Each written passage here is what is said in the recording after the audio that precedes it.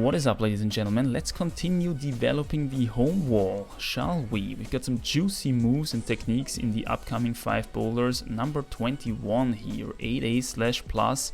I think that's V11/V12 or something. Really pinchy problem. Interesting start here on this higher Gaston, and I'm grabbing a foothold here, which I need later on for the problem. But I figure why not use it as a start right away as well, you know.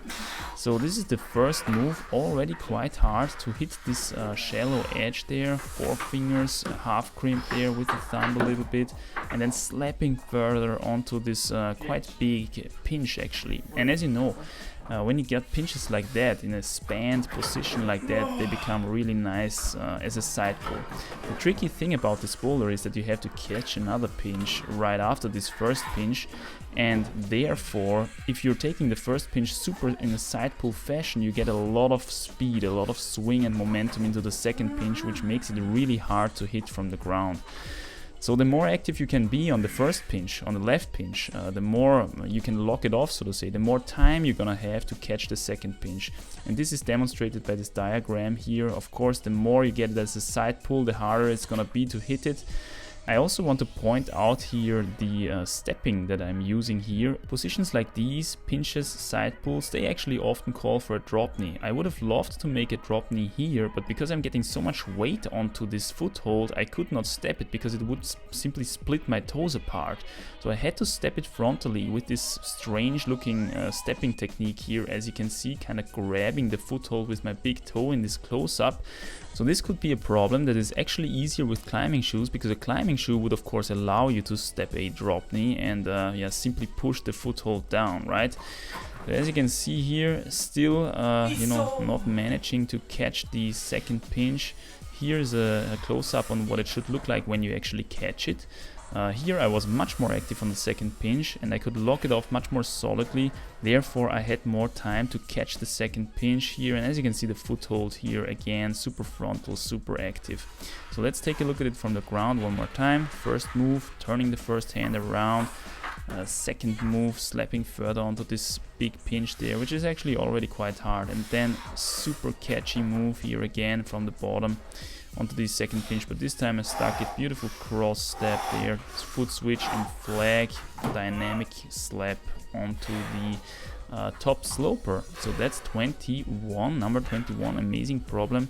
To put the next problem, number 22, into context a bit, I want to go back in time to number 7C+, V10 actually. This I climbed over a month ago, and I was super happy that I could send it, because back in the day this was one of the hardest, if not the hardest, home wall project that I had built up to this point, right? Big move with the right hand there after a Gaston start, and then this kind of flag dyno catch to the left upper edge there, and then pinching the second hold between the feet. I found this really cool to be able to go to the top. Now number 22 is actually the symmetry problem to that, and it checks in at 8A+, V12. You might ask, why is the symmetry problem that much harder? Well, the problem is that it's not completely symmetrical. As you can maybe see here, the starting hold and the second hold, not the second hold, the third hold, are actually more tilted, which makes them much harder to hold, and the distance simply between the second and third and second and fourth hold is quite a bit bigger. I don't know if that goes on camera really well, it's kind of a screwed perspective there, but all in all this makes the problem a lot harder. On top of that, the fourth hold is also quite a lot smaller and must be hit a lot more precisely than in the symmetry problem. And so let's check it out here. Big Gaston move again, and then what am I doing here? I'm incorporating a practicing intermediate, because without it I simply had no chance of projecting this properly, you know. So first of all, trying to send the practicing problem, so to speak, and this is already, I think, 8A/+ at least. I already said that one of the cool things I find about this wall is that you can incrementally, with very small increments, make your problems harder, and this way kind of, approach limit problems step by step and get more and more of the challenge done. Here you can see that you can actually do the practicing problem with 2 different betas. You can either catch further right away, or you can catch further later.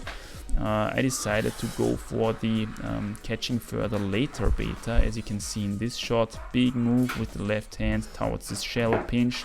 It's maybe half pad for me, really hard to hold as my left hand is also the weaker hand. This also influenced the grade of the practicing problem or this problem in general quite a bit. As you know, I'm incorporating personal weakness into my grading because that makes the most sense for now for my digital topo, so to speak. So let's see if I can actually send this problem now. Big move to the left edge there, catching further right hand and right away catching the next hold. It looks so unspectacular here on the practicing problem and on camera. But it took me so much time, man, over a month actually. I think it's maybe 4 or 5 sessions until I got this problem done. Once I got it done, I could of course start, practicing the complete move as a single move at least of the complete problem, so to speak. And here I already got it done almost. And I think in the next shot I get it done for the first time. So there we go, hitting the problem as a single move, hitting the single move for the first time, I should say. Really shallow pinch there. You've got to be so precise with that half crimp there to hit it, and only afterwards you can add the thumb, pinch the second hole together and go for the top. Now once that was done, of course I could start to try the actual problem from the ground, but I only could do that in the next session because I was already too tired for that. So here we are, next session, trying the problem again, and this time without the intermediate. Let's go for it. Bam. Really big move, man. Biggest move so far on the home wall, and I would hazard a guess that it's also the hardest single move that I climbed so far on the home wall. So here we've got some close-ups. And I also want to direct your attention a little bit towards the crux move, so to speak, what I'm doing with my feet here, because there's actually a flag going on there. It's really subtle, it's almost invisible. Here I had a heartbreaker. I actually stuck it for the first time from the ground, but then slipped from my foothold while pinching it. I don't know, happened never before, but anyway. It's really cool to have this dyno to the crux dyno to the last edge, with this flag here, boom, flag of the right foot, and only this kind of allows you to give you enough time, or I don't know, to catch it. But I found it really interesting that you can actually dynamically flag like this. So what am I doing here? I've got this problem number 12, 8A, the first 8A on the home wall. I've made a video about that as well. And I climbed this from time to time again to have sort of a grading reference, especially when I'm trying something really hard, when I'm climbing something really hard. Right afterwards I try to send this problem again just to simply see how much harder it really is, right? Is there a justification to put 8A plus on the list and not 8A, for example? But in this case, yeah, it felt a lot easier than the problem from before, so I think 8A plus is justified. So here we've got 23. 7B plus move. If you've watched my recent videos, then you might already know this one. Beautiful stepping action there with the right foot onto the starting jug. It incorporates this shallow 3-finger pocket, and was the practicing problem for another problem, which is this here, 24 7C plus. Now, as you remember, gripping technique here made all the difference essentially on these shallow pockets. Doing them grabbing them in a more half crimpy way and less in a 3 fingers open way, so to speak, made all the difference, made the problem a lot easier, and made me downgrade it actually from 8A plus to 7C plus, 2 whole grades. Yeah, so here we can see it in close-up fashion here, slightly crimped here, slightly bent, the ring finger and the index finger as well, apart from the middle finger, and then pretty big move here to the top again. And yeah, pretty cool problem, very pockety.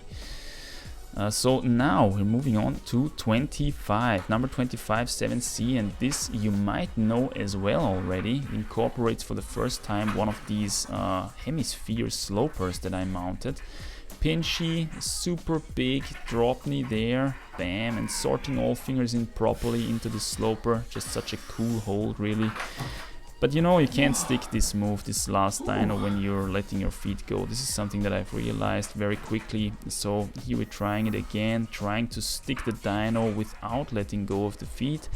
Sorting the sloper in properly, boom, there we go. And the feet stay at the wall this time, and this is the solution for this problem. Alright guys, and here a little sneak peek here to the next problem involving only the hemisphere slopers. I hope you're doing all fine. I hope you keep crushing somewhere out there. I'll see you soon in the next one. Stay strong. Bye.